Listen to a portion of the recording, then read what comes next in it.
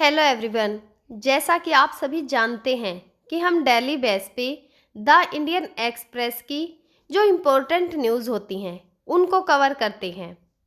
तो चलिए, आज है 14 अक्टूबर और आज की हमारी जो इम्पोर्टेंट न्यूज़ रहने वाली हैं वो होंगी भारत और कनाडा के जो संबंध हैं उनका एक नया रोड मैप, यानी कि जो भारत और कनाडा के संबंध हैं उनमें सुधार देखने को मिल रहे हैं और वह किन किन बातों पर जो हैं वो बातचीत कर रहे हैं। जो दूसरी हमारी न्यूज़ है यूनेस्को का आभासी संग्रहालय, यानी कि जो यूनेस्को विश्व धरोहर में है जितनी भी हमें जो मूर्तियाँ मिलती हैं या फिर विश्व जो धरोहर हैं, अगर उनकी चोरी हो जाती है तो किस प्रकार से आने वाली जो अगली पीढ़ियाँ हैं उनके लिए उनका संग्रहण यानी उनको इकट्ठा जो है किस प्रकार से किया जा सकता है। तीसरा, जो अमेरिका चीन टैरिफ है, यानी कि जो अमेरिकी राष्ट्रपति डोनाल्ड ट्रंप हैं उनके द्वारा चीन पर जो टैरिफ लगाने की घोषणा की गई है उससे भारत पर जो है क्या इफेक्ट पड़ेगा और भारत को इससे क्या सबक जो है वो मिलेगा। तो आज की हमारी जो पहली न्यूज़ रहेगी trade to energy, farm to AI, India Canada agree on raft of measurement to restore ties. तो जो ये न्यूज़ है वो चर्चा में क्यों है। 13 अक्टूबर 2025 को नई दिल्ली में कनाडाई जो विदेश मंत्री हैं अनीता आनंद और भारतीय जो विदेश मंत्री हैं एस जयशंकर, उनके बीच में बैठक हुई और बैठक के बाद में भारत और जो कनाडा हैं दोनों देशों ने अपने द्विपक्षीय जो संबंध हैं उनमें और गहराई या फिर जो मजबूत है वो करने के लिए एक व्यापक जो नया रोड मैप है उसकी जो है उस पर दोनों देशों ने सहमति जता दी है। और जो ये कदम है 2023 में जो कनाडाई सिख अलगाववादी हरदीप सिंह जो हैं यानी कि जो हरदीप सिंह निज्जर हैं उनकी हत्या के आरोप से उपजी जो तनावपूर्ण स्थिति है उसके बाद आया है। तो जो ये दोनों देश हैं यानी कि जो भारत और कनाडा हैं इन्होंने राजनयिक को जो है निष्कासित कर दिया था। अब कनाडा के जो नए प्रधानमंत्री हैं मार्क कार्नी और भारत के जो प्रधानमंत्री हैं नरेंद्र मोदी, उन्होंने जून 2025 में जो G7 शिखर सम्मेलन है यानी कि जो कनाना सिख और जो कनाडा है उनमें हुए समझौतों के अनुसरण में जो दोनों पक्ष हैं उन्होंने अपने संबंधों में और अधिक स्थिरता और जो संतुलन है उसको प्रदान करने के लिए ठोस उपायों पर सहमति को व्यक्त किया है। और जो ये रोड मैप है यह पूरे विश्व के स्तर पे जो आर्थिक अनिश्चितता है यानी कि जो राष्ट्रपति हैं अमेरिका के डोनाल्ड ट्रंप, उनका जो प्रशासन है वो क्या है टैरिफ की नीति पे ही चल रहा है, क्योंकि कभी डोनाल्ड ट्रंप उस देश पर टैरिफ लगा रहे हैं कभी उस देश पर टैरिफ लगा रहे हैं। तो क्या है विश्व स्तर पे आर्थिक अनिश्चितता फैली हुई है और जो भू राजनीतिक तनाव है वह भी जो है दोनों देशों के बीच में रणनीतिक महत्व को जो है वो रखता है।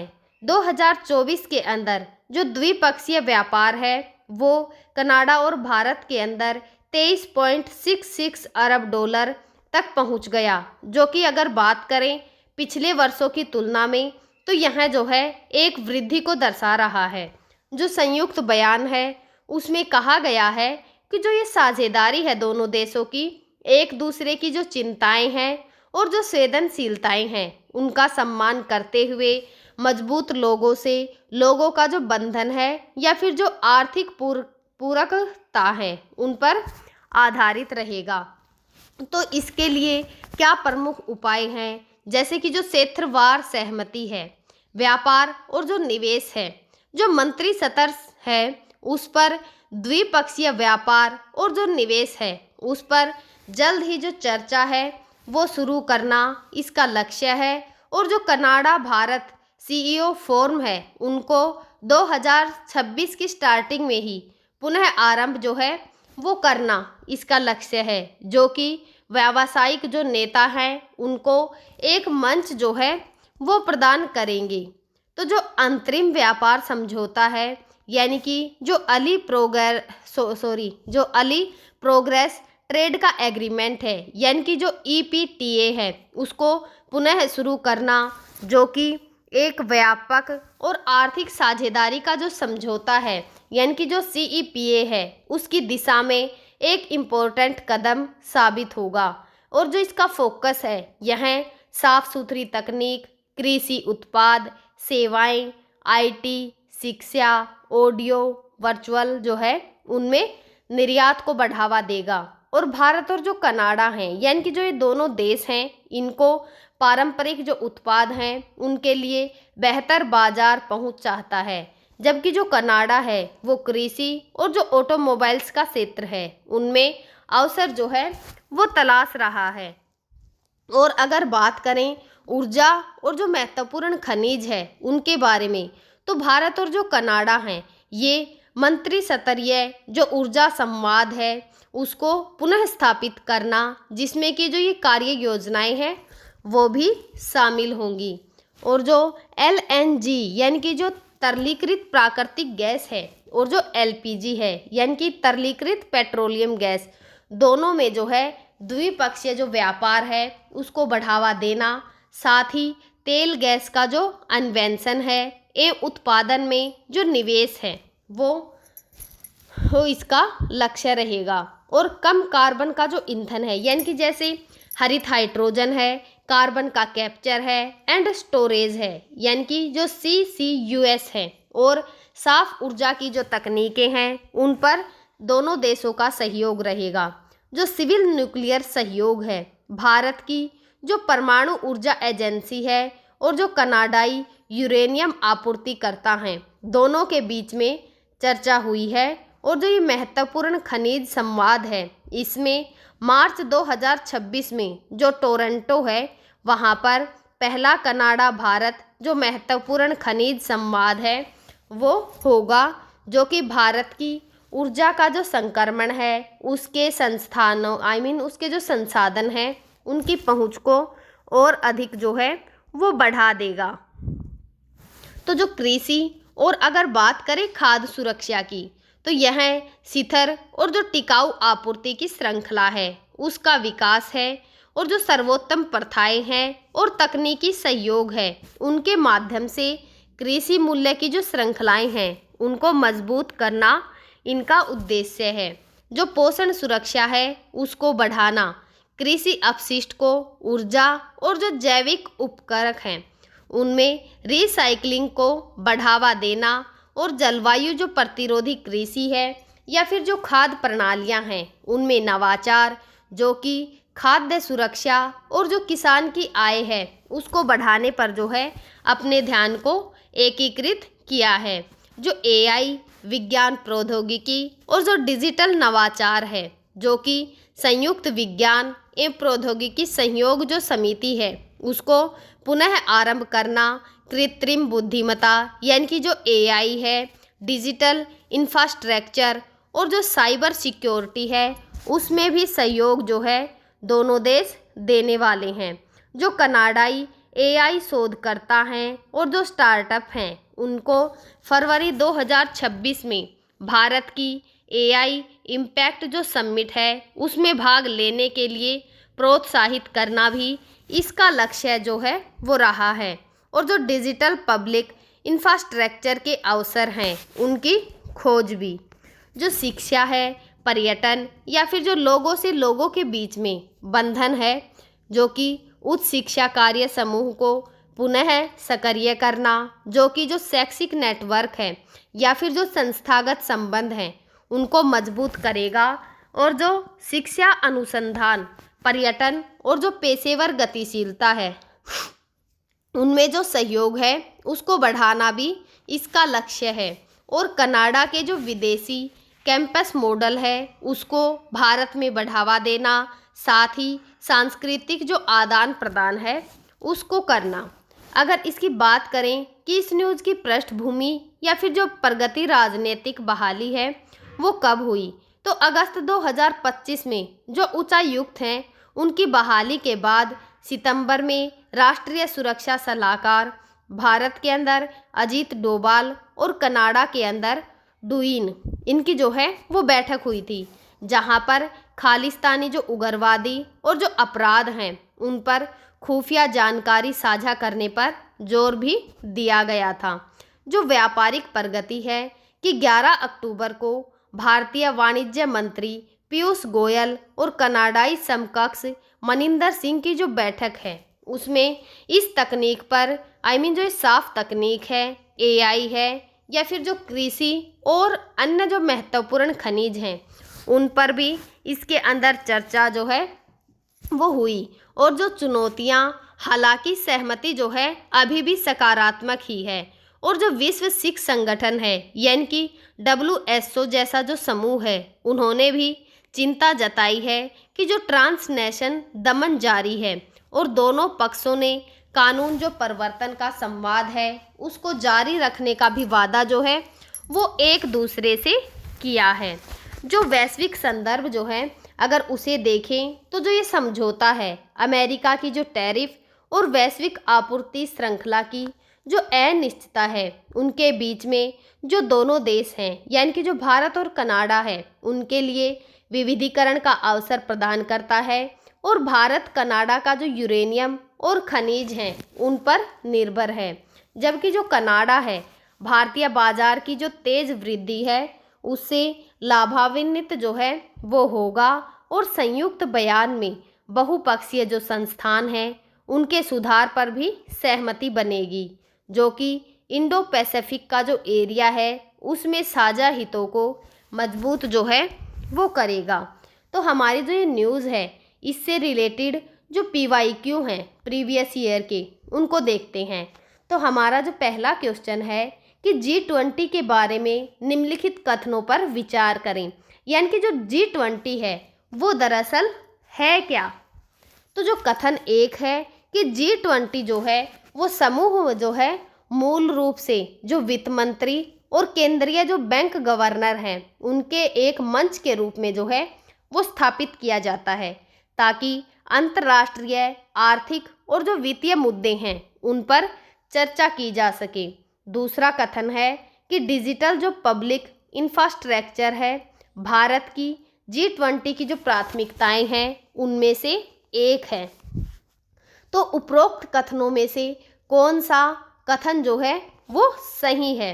नंबर 1 केवल 1, नंबर 2 केवल 2, C दोनों, D कोई नहीं। तो हमारा जो इसका आंसर रहेगा वो होगा C कि जो कथन 1 है वो भी सही है और कथन जो 2 है वो भी सही है। हमारा जो दूसरा क्वेश्चन रहेगा वो होगा कि जो AI एक्शन समिट है 2025 की उसके संदर्भ में निम्नलिखित में से कौन सा कथन सही है। तो हमारे जो विकल्प हैं वो क्या हैं, भारत है या फिर जो कनाडा है उनके सहयोग पर फोकस। तो हमारा इसका जो आंसर रहने वाला है वो होगा भारत ने जो AI है उसमें कनाडा के साथ साझेदारी को बढ़ावा दिया है और जो ये संबंध है समाचार का जो AI और विज्ञान प्रौद्योगिकी का जो सहयोग है उससे सीधा जो है इसका जुड़ाव है। भारत और जो संयुक्त राज्य अमेरिका है उनके बीच के जो संबंध है उनमें घर्षण पैदा करने वाली क्या बात है कि वाशिंगटन जो है अभी भी भारत के लिए अपनी वैश्विक रणनीति में एक ऐसी स्थिति जो है नहीं ढूंढ पाया है जो कि भारत की राष्ट्रीय जो स्वाभिमान है और जो महत्वाकांक्षाएं हैं उनको संतुष्ट कर सके। उपयुक्त उदाहरणों को स्पष्ट कीजिए। तो ये जो है आज का हमारा मेंस का क्वेश्चन रहने वाला है। आज की हमारी जो दूसरी न्यूज़ रहेगी, why UNESCO new virtual museum of stolen cultural object matters, यानी कि जो हमारे यूनेस्को जो धरोहर हैं अगर उनकी चोरी हो जाती है तो जो आने वाली अगली पीढ़ियां हैं उनके लिए उनको जो है कैसे स्टोर जो है वो किया जा सकता है। तो ये न्यूज़ जो है वो चर्चा में किस लिए बनी हुई है या फिर ये न्यूज़ जो है वो क्या है।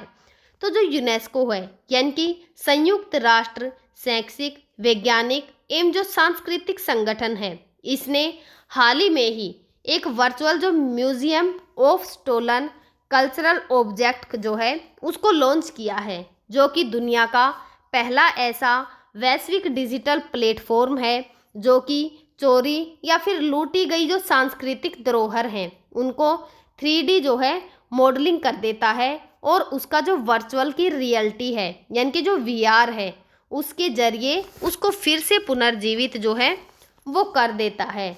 यह संग्रहालय 29 सितंबर 2025 को बार्सिलोना में आयोजित जो मोंटी या कल्ट है 2025 का सम्मेलन उसमें इसका अनावरण किया गया और जो इसका उद्देश्य है कि अवैध जो तस्करी है उसके खिलाफ जागरूकता को फैलाना और जो ये परियोजना है सऊदी अरब का फंडिंग से बनी है और जो इंटरपोल है तथा स्थानीय समुदायों के सहयोग से विकसित की गई है। जो ये संग्रहालय है ये जो है इतना इम्पोर्टेंट क्यों है, तो जो चोरी हुई सांस्कृतिक वस्तुएं हैं इनका अवैध व्यापार एक वैश्विक समस्या जो है वो बना हुआ है, जो कि अरबों डॉलर का बाजार है और संगठित अपराध तथा जो आतंकवाद है उनको फंड प्रदान करता है। जिसका जो इंटरपोल है उसके अनुसार दुनिया में लगभग 52,000 से 57,000 जो चोरी वस्तुएं हैं वो घूम रही हैं। और जो ये संग्रहालय है इसका महत्व जो है हमें एक सत्र पर नहीं बल्कि कई सत्रों पर देखने को मिलता है। जागरूकता और जो शिक्षा है एक तो उसके माध्यम से जो ये संग्रहालय है चोरी के पीछे की कहानियाँ, स्थानीय समुदायों की गतिविधियाँ या फिर जो गवाहियाँ हैं और वस्तुओं का जो सांस्कृतिक महत्व है उसको दिखाता है।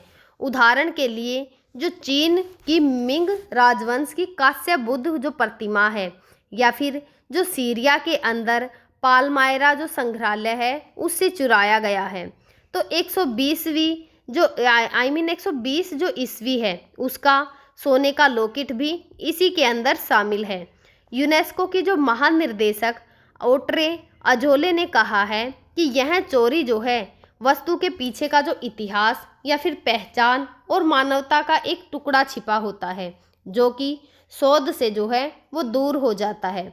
यह युवा पीढ़ी और जो आम जनता है उसको तस्करी के जो दुष्परिमाण हैं उससे अवगत कराता है और इसकी वापसी और जो पुनर्स्थापना है उसको भी बढ़ावा मिलता है। जैसे कि जो ये संग्रहालय है इसका अनोखा फीचर यह है कि जब कोई वस्तु वास्तविक रूप से लौटाई जाती है तो उसे डिजिटल जो संग्रहण है वो हटा दिया जाता है। यह न्याय और जो बहाली है उसके जो प्रतीक होते हैं उसके रूप में देखा जाता है।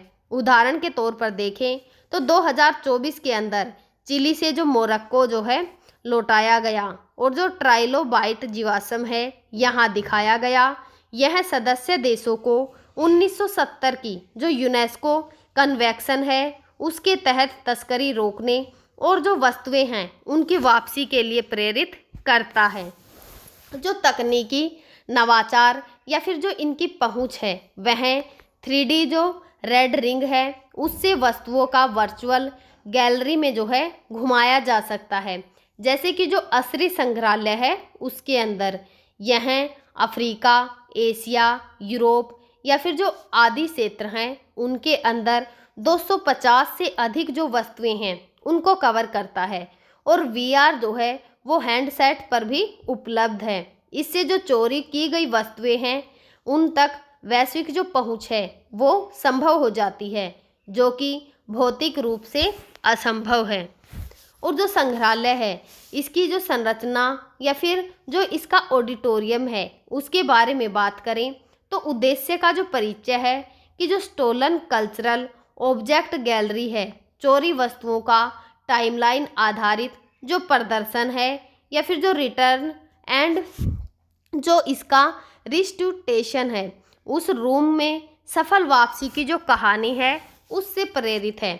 यह संग्रहालय न केवल चोरी को रोकने का उपकरण है बल्कि सांस्कृतिक विविधता की रक्षा के लिए वैश्विक एकजुटता का भी प्रतीक है। और इससे जो है यह ये दिखाता है कि जो डिजिटल दुनिया है कैसे वास्तविक धरोहर को बचा सकती है। तो हम जो है अब इस न्यूज़ से रिलेटेड जो PYQs हैं उनको कवर करेंगे।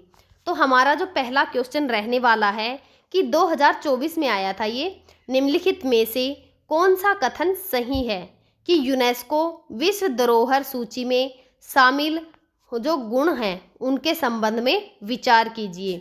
जो होयसल मंदिर है कर्नाटक का, यह बी है मुर्दुमल मंदिर आंध्र प्रदेश, सी कालेश्वरी मंदिर तेलंगाना। तो हमारे जो विकल्प हैं वो रहेंगे केवल ए, दूसरा है ए और बी दोनों, तीसरा है बी और सी, चौथा है ए, बी और सी। तो हमारा जो आंसर रहेगा वो होगा ए, होलसेल मंदिर कर्नाटक। जो हमारा दूसरा क्वेश्चन है कि 2022 के अंदर आया था और जो हमारा क्वेश्चन है वो है निम्नलिखित कथनों पर विचार कीजिए। इंडोनेशिया में जो बोरोबुदर जो मंदिर है यूनेस्को विश्व धरोहर स्थल है। दूसरा, भारत ने यूनेस्को की 1970 जो कन्वेंशन ऑन इलिसिट जो ट्रैफिकिंग है उसको 1970 में अपनाया था। तो इनमें से कौन सा सही है? तो इनमें से जो है जो कथन एक है कि इंडोनेशिया में जो बोरोबुदर मंदिर है वो यूनेस्को विश्व धरोहर में स्थल है, और जो दूसरा है वो जो है वो गलत है। जो हमारा नेक्स्ट क्वेश्चन है वो 2019 का है कि निम्नलिखित में से UNESCO विश्व धरोहर स्थलों के संदर्भ में विचार कीजिए। यानी कि निम्नलिखित में से यूनेस्को जो विश्व धरोहर स्थल हैं उनके संदर्भ में विचार करना है। नंबर 1, अजंता की गुफाएं महाराष्ट्र, एलिफेंटा की गुफाएं महाराष्ट्र, एलोरा की गुफाएं महाराष्ट्र। इनमें से जो है कौन से सांस्कृतिक स्थल हैं?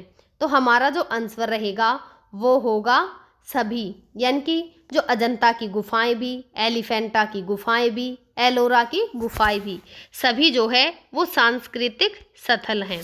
हमारा जो नेक्स्ट क्वेश्चन है वो 2016 के अंदर जो PYQ आए हैं उससे है कि निम्नलिखित में से कौन सा यूनेस्को विश्व धरोहर का जो स्थल है वो नहीं है। Number A, Chichen Itza Mexico के अंदर, बी पनामा शहर, C great barrier reef, D royal exhibition building.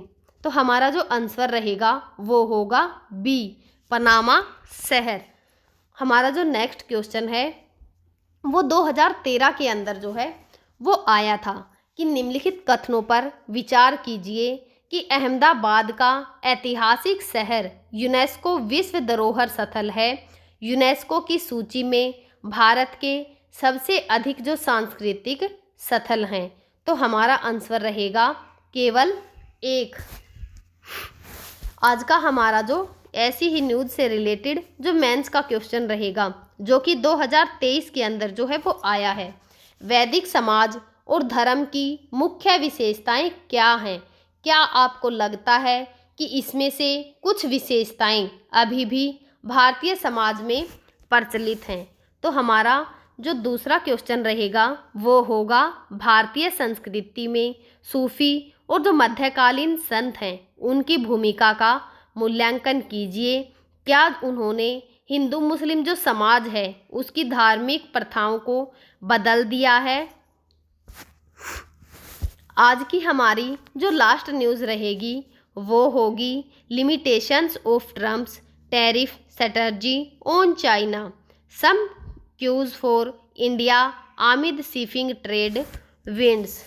यानी कि जो वैश्विक व्यापार है उसकी दुनिया में तेज़ी से बदलाव जो हैं वो देखे जा रहे हैं, जहां पर जो चीन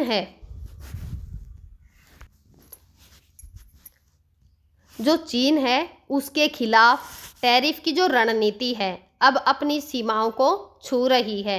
2025 में जो राष्ट्रपति डोनाल्ड ट्रंप हैं उनके द्वारा चीन पर जो है अतिरिक्त 100% का जो टैरिफ है यानी कि कुल जो है 130% का टैरिफ लगाने का ऐलान किया था, जो कि लागू हो चुका है। उसने न केवल अमेरिका चीन जो व्यापार युद्ध है उसको नई ऊंचाई दी, बल्कि भारत जैसे जो उभरते बाजार हैं उनके लिए भी जो है एक गंभीर सबक जो है वो पेश किया। जो ये रणनीति है जो कि मूल रूप से व्यापार को असंतुलन को ठीक करने या फिर जो आपूर्ति की श्रृंखलाएं हैं उनको चीन से हटाने का लक्ष्य रखती हैं, अब अपनी जो कमजोरियां हैं उनको उजागर कर रही है, जैसे कि जो मुद्रास्फीति का दबाव है, आपूर्ति के अंदर बाधाएं या फिर जो अप्रत्याशित रूप से जो प्रतिक्रियाएं हैं वो। और भारत के लिए जो है ये सीमाएं एक चेतावनी हैं कि अमेरिका की जो साझेदारी है उसको आर्थिक मजबूती के साथ जो रणनीतिक स्वायत्ता है उसके साथ में संतुलित करके जो है वो रहना होगा, वरना जो चीन की +1 की जो रणनीति है उसका लाभ भारत को उल्टा देखने को मिल सकता है।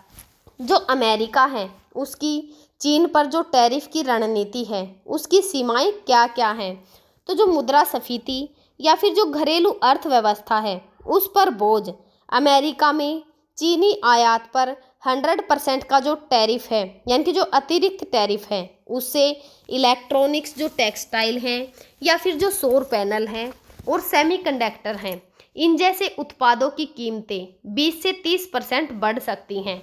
जो विशेषज्ञ हैं उनके अनुसार यह एक फेडरल रिजर्व के लिए चुनौती पैदा कर रहा है, जहां पर पहले से ही जो रोजगार का बाजार है वो ठंडा हो रहा है।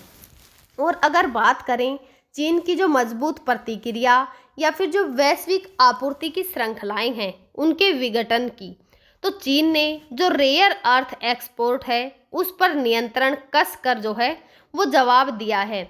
अमेरिका की जो रक्षा है या फिर ईवी और जो क्लीनिक एनर्जी के इलाके हैं उनके लिए जो महत्वपूर्ण है, यानी कि जो फेज़ 1 डील 2025 है उसके बावजूद जो टैरिफ है उसने आपूर्ति की श्रृंखलाओं को बाधित किया है, जिससे कि वैश्विक विकास दर 2025 के दूसरे हाफ में जो गति है वो धीमी हो रही है।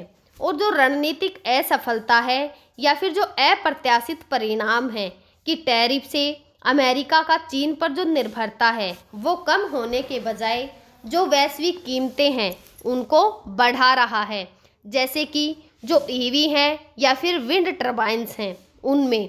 साथ ही अमेरिका जो है अब भारत पर भी जो 50% का टैरिफ है, यानी कि जो अमेरिका के राष्ट्रपति डोनाल्ड ट्रंप हैं अब उनके द्वारा भारत पर भी जो है 50% का जो अतिरिक्त टैरिफ है वो लगा चुका है।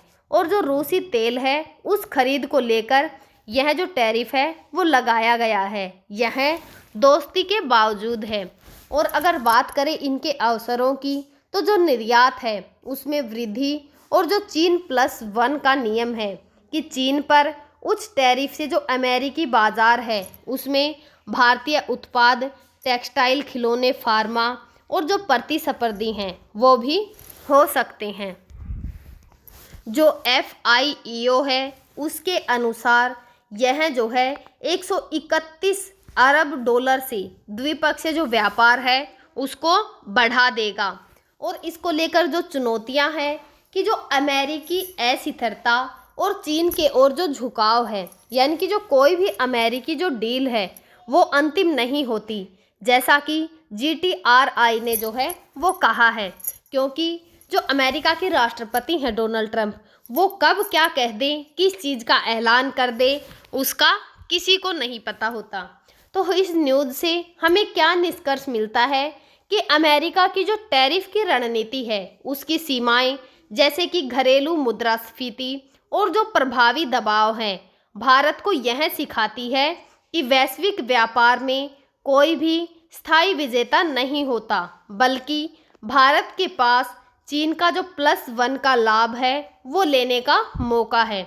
लेकिन अमेरिकी जो अस्थिरता है उससे बचने के लिए विविधीकरण और जो स्वायत्ता है वह भी जरूरी है, जैसा कि ORF में कहा गया है कि जो टैरिफ है वो वैश्विक शक्ति संतुलन का जो दायरा है उसको दिखाता है। तो इस न्यूज़ से रिलेटेड हमारे जो क्वेश्चन रहने वाले हैं प्रीवियस ईयर के, उनको देखते हैं कि जो नंबर 1 अर्थव्यवस्था सरकारी योजना 2025, यानी कि यह जो है 2025 के अंदर जो अर्थव्यवस्था है या फिर जो सरकारी योजनाएं होती हैं उनसे आया है। तो प्रश्न क्या है कि भारत सरकार की आत्मनिर्भर भारत योजना का मुख्य उद्देश्य क्या है? विकल्प हैं ए निर्यात को बढ़ाना, बी स्थानीय उत्पाद को बढ़ावा देना, सी विदेशी निवेश आकर्षित करना, डी उपरोक्त के सभी, यानी कि उपरोक्त सभी। तो हमारा जो आंसर रहेगा वो होगा स्थानीय उत्पादन को बढ़ावा देना। जो दूसरा क्वेश्चन है वो पर्यावरण और जो समाचार हैं यानी कि करंट अफेयर से रिलेटेड है, जो कि 2024 के अंदर आया था। तो क्वेश्चन क्या है कि जो कोऑपरेटिव फॉर रिन्यूएबल एनर्जी है एंड अब्जॉर्ब्ड टेक्नोलॉजी एग्जीबिशन है, क्रिएट क्या है? तो हमारे जो विकल्प हैं ए सौर ऊर्जा प्रदर्शनी है, बी जलवायु परिवर्तन सम्मेलन है, सी जैव विविधता संरक्षण की योजना है, या फिर डी ऊपर जो दिए गए हैं उनमें से कोई नहीं। तो हमारा जो आंसर है वो है सौर ऊर्जा की जो प्रदर्शनी है उसको प्रदर्शित करता है। जो हमारा नेक्स्ट क्वेश्चन है वो अंतर्राष्ट्रीय संबंध से है, जो कि 2023 के अंदर आया है। तो हमारा जो क्वेश्चन है कि क्वाड समूह के जो सदस्य देश हैं उनमें कौन कौन से देश शामिल हैं? A Bharat, Japan, Australia, America, B Bharat, चीन, रूस और ब्राज़ील। तो हमारा जो उत्तर रहेगा वो होगा ए भारत, जापान, ऑस्ट्रेलिया और जो अमेरिका है। ये जो हैं जो इंडो पैसिफिक का जो एरिया है उसके अंदर बढ़ती जो चीन की उपलब्धता है उसको रोकने के लिए जो है वो बनाया गया है। हमारा जो नेक्स्ट क्वेश्चन है यह विज्ञान एवं जो प्रौद्योगिकी है उससे रिलेटेड है, जो कि 2022 में हमें देखने को मिला था। तो जो क्वेश्चन है वो क्या है? जेमिनी नॉर्थ टेलीस्कोप का जो संबंध है वो किससे है? ए चंद्रमा के अन्वेषण से, B James Webb space telescope से, सी गैलेक्सी अवलोकन, डी जो है ये सभी। तो हमारा जो आंसर होगा वो होगा सी गैलेक्सी के अवलोकन से। जो हमारा नेक्स्ट क्वेश्चन है वो राज्य व्यवस्था से है। तो जो हमारा क्वेश्चन है वो क्या है? नीति आयोग की जो स्थापना है किसकी जगह लेने के लिए की गई थी? नंबर ए योजना आयोग, बी वित्त आयोग। तो हमारा जो उत्तर होगा वो होगा योजना आयोग। जो योजना आयोग है उसकी स्थापना क्यों की गई थी? तो जो योजना आयोग है उसकी स्थापना भारत को जब आज़ादी मिली थी तो स्टार्टिंग में जो है जब वोटिंग हो रही थी तो योजनाएं बनाने के लिए योजना आयोग का निर्माण किया गया था कि जो वोटिंग होगी वो किस प्रकार से होगी, या फिर जो महिलाएं हैं या फिर पुरुष हैं। क्योंकि पहले क्या होता था कि जो महिलाएं होती थी उनको घर से बाहर नहीं निकलने दिया जाता था। तो खुद जब उन्हें घर से बाहर नहीं निकलने दिया जाता तो क्या वह वोट डालने आएंगी? तो इस प्रकार से जो योजनाएं बनाई गई थी कि सभी को इस वोटिंग में शामिल किया जाए, तो इसीलिए जो है योजना आयोग को बनाया गया था। लेकिन 2015 यानी कि 1 जनवरी 2015 को जो प्रधानमंत्री नरेंद्र मोदी हैं इन्होंने योजना आयोग को जो है वो नीति आयोग में बदल दिया था। हम जो है आगे जो हमारे इसके लिए जो मेंस के क्वेश्चन है उसके बारे में हम चर्चा करेंगे। तो हमारा जो मेंस का क्वेश्चन है वो है सहानुभूति प्राधिकार को सेवा में बदल देती है। प्रशासनिक जो जिम्मेदारियां हैं उनमें भावनात्मक बुद्धिमत्ता और जो करुणा की प्रासंगिकता है उस पर विचार कीजिए। हम जो है आगे भी आप सभी के साथ इसी प्रकार से जो करंट के इम्पोर्टेंट टॉपिक होंगे उनको आप सभी के साथ जो है वो डिस्कस करते रहेंगे।